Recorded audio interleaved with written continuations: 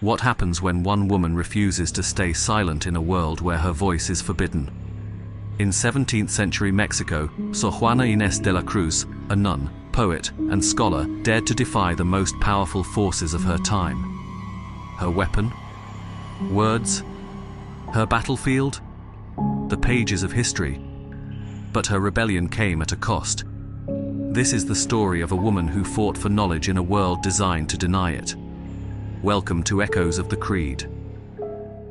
In 1648, Juana Inés was born into a world where women were expected to remain in the shadows. Education was considered unnecessary, even dangerous for them. Yet, even as a child, Juana was different. She snuck into her grandfather's library, teaching herself Latin and devouring knowledge in secret. But brilliance in a woman was seen as defiance, and Juana's thirst for knowledge began to stir conflict. Society didn't know what to do with a girl who refused to conform. How could she find a place where her intellect would be safe? Faced with limited choices, Juana made a bold decision. She joined the convent. To many, it seemed like submission. But for Juana, it was liberation. The convent gave her the freedom to write, study, and think without the demands of marriage or societal expectations.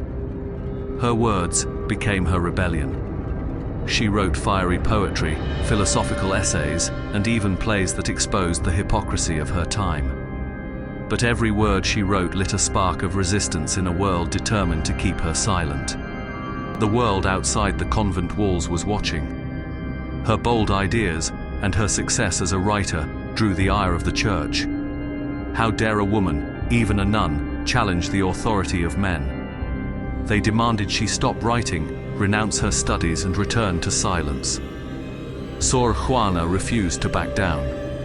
Her reply to Sor Filotea became a manifesto for women's education, arguing that intellect had no gender. It was a direct challenge to the ruling system, a challenge that would cost her dearly. Though silenced in her lifetime, Sor Juana's words refused to die. Her works became a rallying cry for future generations, inspiring women, writers, and revolutionaries. She proved that ideas, once written, can outlive even the harshest oppression. Today, Sor Juana is celebrated as one of the greatest literary minds of the Americas, a symbol of courage and the power of the written word. But the fight Sor Juana began is far from over. Millions of girls are still denied access to education. Her story reminds us that the battle for knowledge and equality is not just her fight, it's ours. Her life asks us, what would you sacrifice for the truth? And what will you do to make the world a place where every voice can be heard? Sor Juana Inés de la Cruz fought for the right to think, to write, and to be heard. Her legacy challenges us to rise against ignorance and injustice, no matter the cost. What battles will you fight for the future? Let Sor Juana's journey inspire you to seek knowledge and fight for your voice to be heard. Share her story, spark a conversation, and plant the seeds of change in your own world.